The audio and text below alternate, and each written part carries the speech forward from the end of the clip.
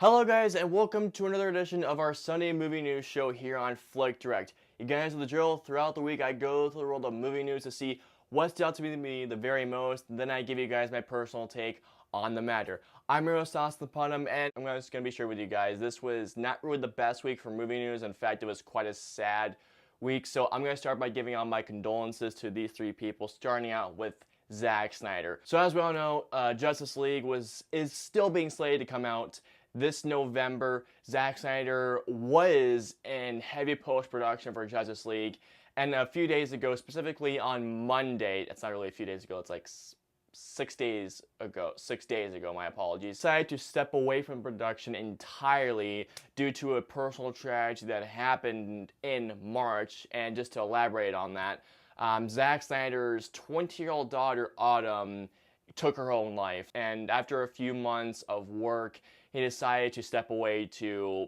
be with his family and grieving. I can't begin to describe how sorry I am for Zack Snyder. I may not be the biggest fan of him, but knowing that his daughter did this, my deepest condolences to the Snyder family. And for those of you who are wondering who is taking over the reshoots and finishing production, is Joss Whedon, the director of the Avengers.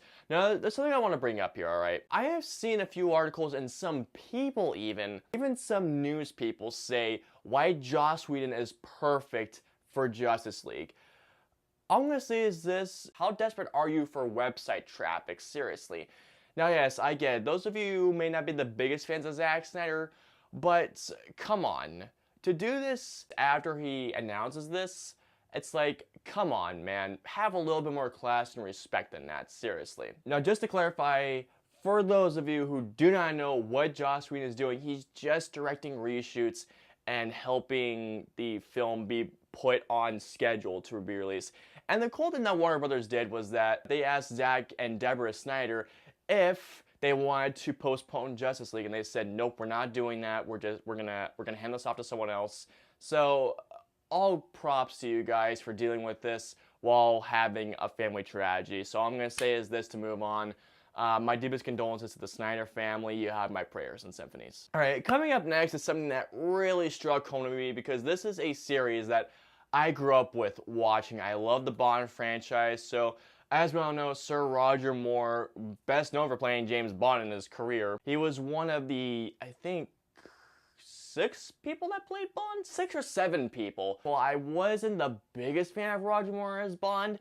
I do have a few favorite Bond films of his. If I could say my least favorite right now, it's either A View to Kill or Moonraker. I could not stand Moonraker, but I will say this right now. I actually have a fondness for The Man with the Golden Gun. I loved Octopussy. I love The Spy Who Loved Me, but if I could choose my favorite Roger Moore Bond film, it's easily Live and Let Die. I adore that Bond film so much, and I believe Roger Moore played the character for about between 10 to 15 years. I'll put the exact number right here, but it was in that range if I remember correctly. But it sucks knowing that one of the Bonds died. Like, I can't believe that. Rest in peace, Mr. Bond. That's all I can say. Rest in peace. And the last bit of condolences I have to give is to Lisa Spooner, I believe her name is. I'm not sure if I'm pronouncing that correctly, but she is an actress from Clerks, Kevin Smith's directorial debut.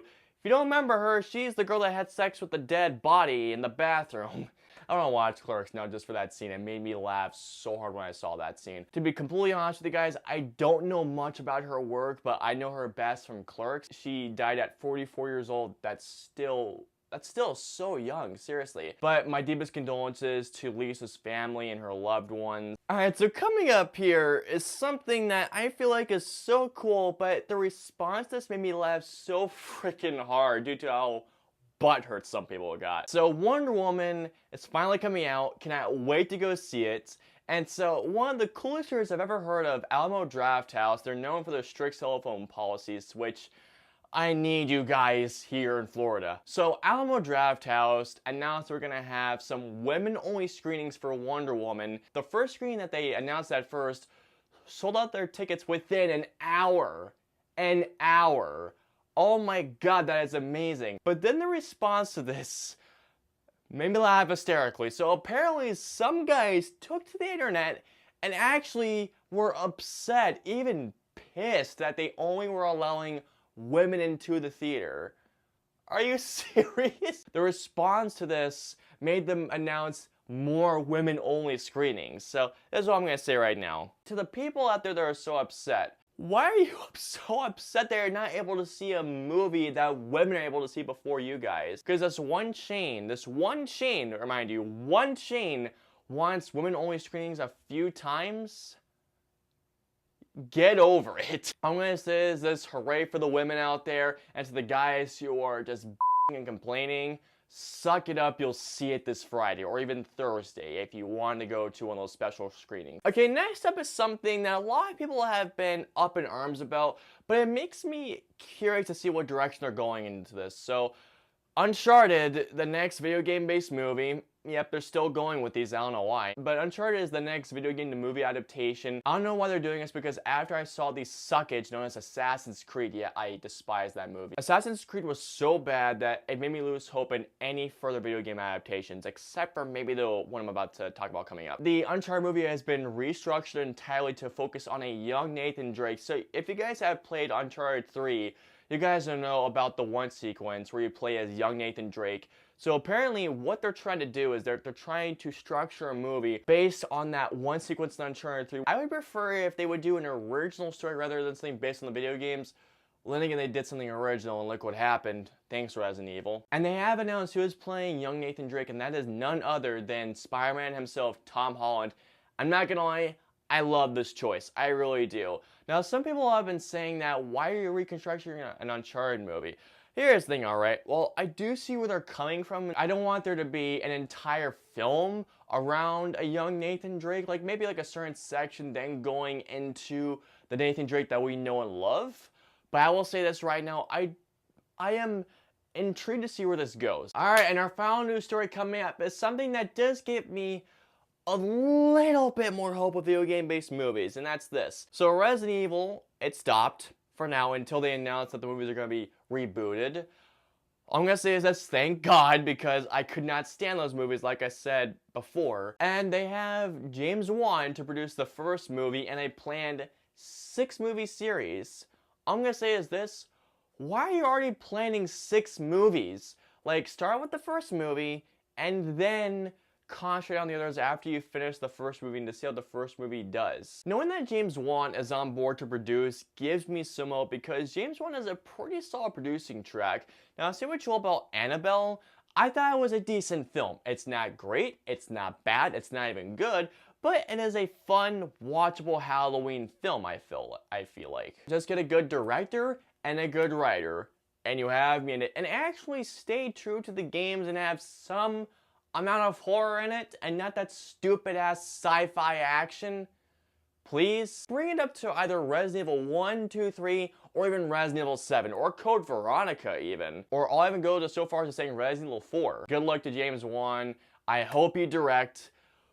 Please direct. I'll actually have a lot of hope if he does direct. And that is all that we have for movie news for this week. Guys, let us know below what your favorite Zack Snyder film is. Let us know your deepest condolences for Zack Snyder for his daughter. Let us know what your favorite Roger Moore Bond film was. Let me know of your best memories of Clerks due to Lisa Spooner dying. I know I'm butchering her name. What do you guys think of the response to the women-only Wonder Woman screenings? Also, what do you think of the Resident Evil reboot and Tom Holland being cast to play as Spider-Man? Wait, not as Spider-Man, as Nathan Drake. You guys get where I'm going with this, let me know below. Please click this button right here to subscribe. If you want to see our latest movie review, click there. And if you want to see our latest interviews, click right there.